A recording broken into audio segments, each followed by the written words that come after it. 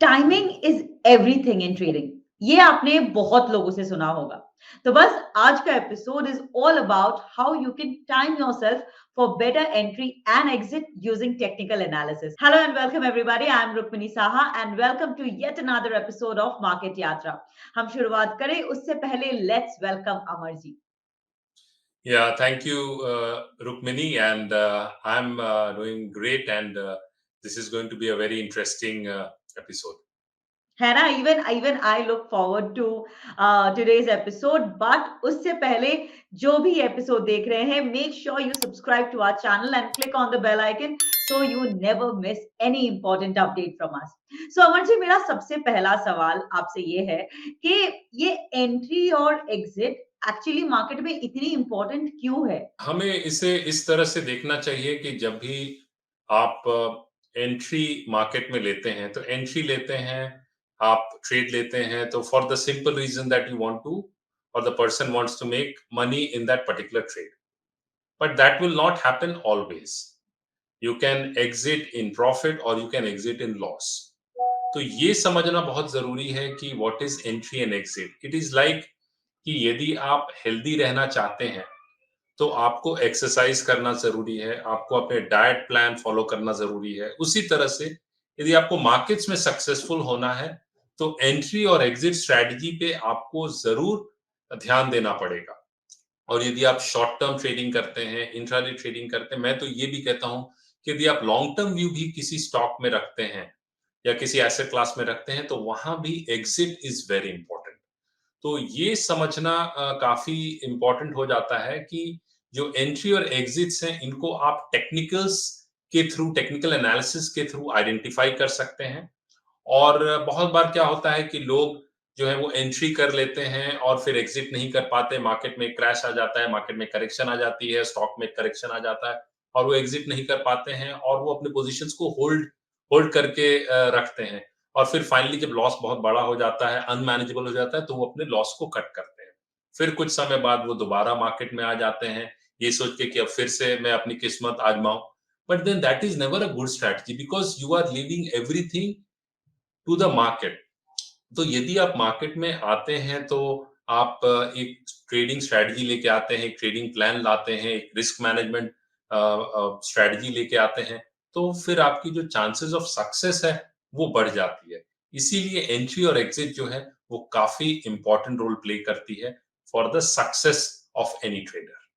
Fortunately or unfortunately, I feel that is the reality of the market, and somehow we have to accept that. But I'm sure market यात्रा के जो viewers है उनको tension लेने की जरूरत नहीं है, because obviously हमारे साथ अमर जी है। तो सर, आप थोड़ा सा हमें गाइड कर देंगे इस बारे में? जरूर. तो जब आप एंट्री और एग्जिट डिफाइन करते हैं तो there are different ways of identifying entry and exit. जैसे फॉर एग्जांपल टेक्निकल्स की मैं बात करूं तो आप चार्ट पैटर्न्स यूज कर सकते हैं, आप डाउ थ्योरी यूज कर सकते हैं जिसमें हायर टॉप्स एंड बॉटम्स या लोअर टॉप्स एंड बॉटम्स का कॉन्सेप्ट है फॉर आइडेंटिफाइंग अप ट्रेंड और डाउन ट्रेंड. या फिर जो है आप टेक्निकल इंडिकेटर्स यूज कर सकते हैं जो आपको ट्रेंड आइडेंटिफाई कर सके.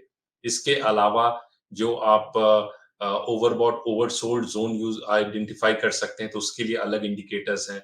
इसके अलावा आप पिवट लेवल्स हैं उनको यूज कर सकते हैं for support and resistance levels. तो आप डेली पिवट्स यूज कर सकते हैं, वीकली यूज कर सकते हैं, मंथली पिवट लेवल्स यूज कर सकते हैं. तो इससे क्या होगा, आपको मेजर लेवल्स पता चलेंगे कहाँ आप एंटर कर सकते हैं, कहाँ एग्जिट कर सकते हैं. तो इनके जो है there are different ways and means of identifying entry and exit. अब समझना ये भी जरूरी है कि यदि आप एंट्री और एग्जिट करते हैं तो आप इंट्राडे में एंट्री एग्जिट कर सकते हैं. यदि आप शॉर्ट टर्म ट्रेडिंग करते हैं कुछ दिनों के लिए तो भी आपको एंट्री और एग्जिट जो है वो ध्यान रखना पड़ेगा. और यदि आप लॉन्ग टर्म पोजिशनल ट्रेडिंग करते हैं तो वहां भी आप लॉन्ग टर्म चार्ट्स को यूज कर सकते हैं for defining your entry and exit.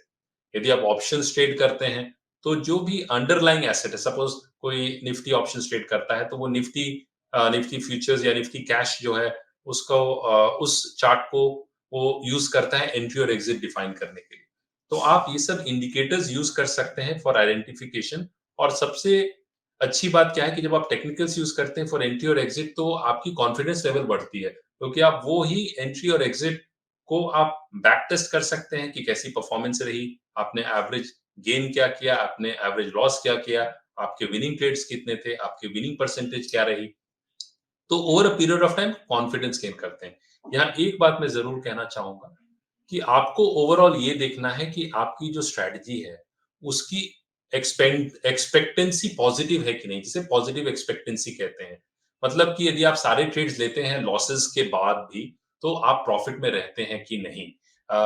Means including all the charges, जो भी ट्रांजैक्शन चार्जेस हैं, वो उसको आप माइनस करने के बाद आप पॉजिटिव में रहते हैं कि नहीं, वो समझना बहुत ज़रूरी है।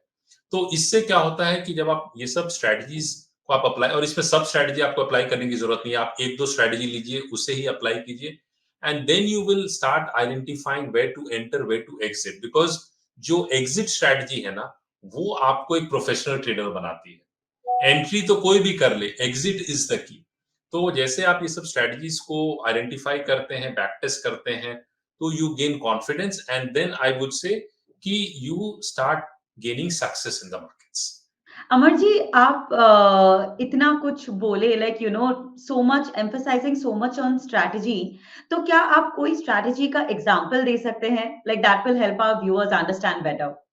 ज़रूर, मैं एक स्ट्रैटेजी के साथ समझाता हूँ। तो सबसे पहले आपको ये समझना ज़रूरी है कि which camp is stronger, the bull camp और द बेयर कैंप।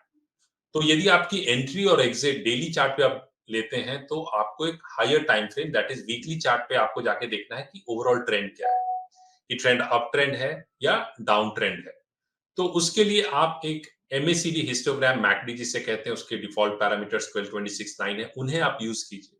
और यदि वो एमएसीडी हिस्टोग्राम के जो बार्स हैं वो जीरो के अबव हैं, they are becoming stronger, that means the trend is up, you should be on the buying side. एक और इंडिकेटर आप अप्लाई कर लीजिए, that is 10 period exponential moving average on weekly charts, और उसके स्लोप को देखिए। यदि वो स्लोपिंग अपवर्ड है और एमएसीडी हिस्टोग्राम भी पॉजिटिव है, स्ट्रॉन्ग है, that means you should look at buying opportunities. तो मार्केट में कहीं करेक्शन आता है, that can be a very good buying opportunity. तो आपने फर्स्ट वीकली पे ट्रेंड देखा, उसके बाद डेली पे वो एक मार्केट में करेक्शन आता है, तो वहां आप ओवरसोल्ड टेरिटरी देखिए। तो उसके लिए आप आरएसआई 14 यूज कर सकते हैं, स्टोकेस्टिक्स 14 यूज कर सकते हैं, और वो जब ओवरसोल्ड में आए तो that can be a buying opportunity. उसमें आप एक और चीज कर सकते हैं कि आप 20 पीरियड एक्सपोनेंशियल और 30 पीरियड एक्सपोनेंशियल मूविंग एवरेज को भी प्लॉट कर दीजिए डेली चार्ट्स पे। और यदि वो ओवरसोल्ड में आता है और 20 और 30 एक्सपोनेंशियल मूविंग एवरेज के बीच में आता है, then that is very good buying zone. और साथ में यदि आप जापानीज कैंडलस्टिक्स भी देखते हैं और आपने देखा कि कोई अच्छा हैमर बना है या बुलिश एनगल्फिंग पैटर्न बना है या पियर्सिंग पैटर्न बना है, so that further adds value to the trade. तो जब भी आप पोजीशन लेते हैं तो आपको लॉन्गर टर्म टाइम फ्रेम में ट्रेंड देखना है, शॉर्टर टर्म टाइम फ्रेम में आप एंट्री और एग्जिट को डिफाइन करते हैं। तो जैसा मैंने आपको बताया, वीकली चार्ट्स और डेली चार्ट्स को आप यूज कर सकते हैं। यदि आप शॉर्ट टर्म ट्रेडिंग करते हैं तो आप डेली चार्ट पे ट्रेंड देखिए, आवरली चार्ट पे एंट्री एग्जिट डिफाइन कीजिए। यदि आप इंट्राडे ट्रेड करते हैं तो आप आवरली चार्ट पे ट्रेंड देख सकते हैं और 15 मिनट्स या 10 मिनट्स चार्ट पे एंट्री और एग्जिट डिफाइन करते हैं। तो इससे क्या होता है कि you are on the right side of the trend and you are getting some very good entry or exit। और जब आप ट्रेड करते हैं तो कहीं न कहीं आप वॉल्यूम को भी ज़रूर उस पे भी ध्यान दीजिए। यदि आप ऑप्शंस में ट्रेड करते हैं या फ्यूचर्स में ट्रेड करते हैं तो ओपन इंटरेस्ट भी ज़रूर देखिए कि ओपन इंटरेस्ट बढ़ रहा है, घट रहा है, that because that also gives a very important thing. तो जब आप एंट्री और एग्जिट स्ट्रेटजी को प्रॉपर्ली डिफाइन करने लगते हैं और उसको यूज करने लगते हैं, then your probability of success increases. And if you are spending sufficient time on identifying exit, तब आप ये समझिए कि now you are on the path of becoming a professional trader.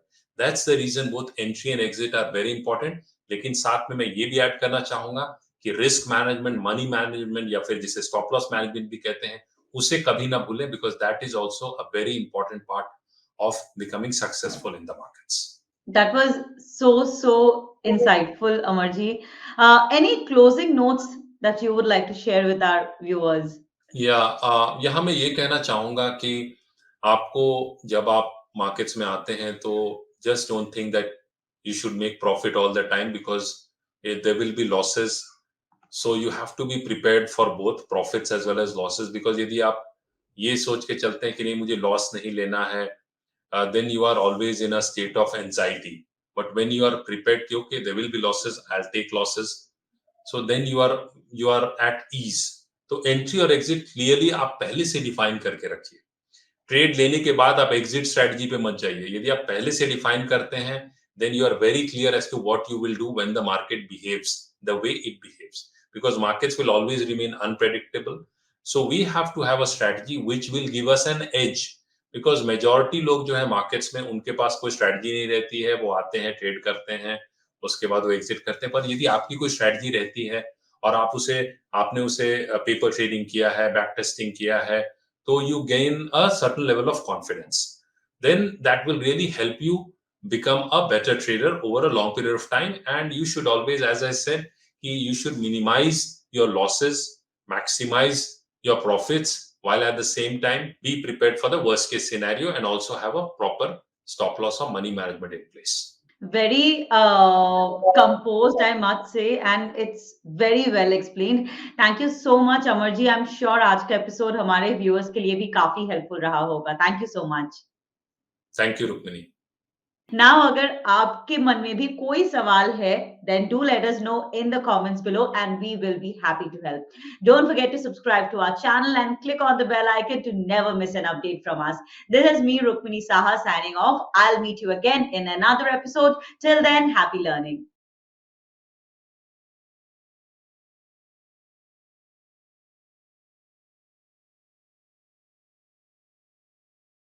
Investments in securities market are subject to market risks. Read all the related documents carefully before investing.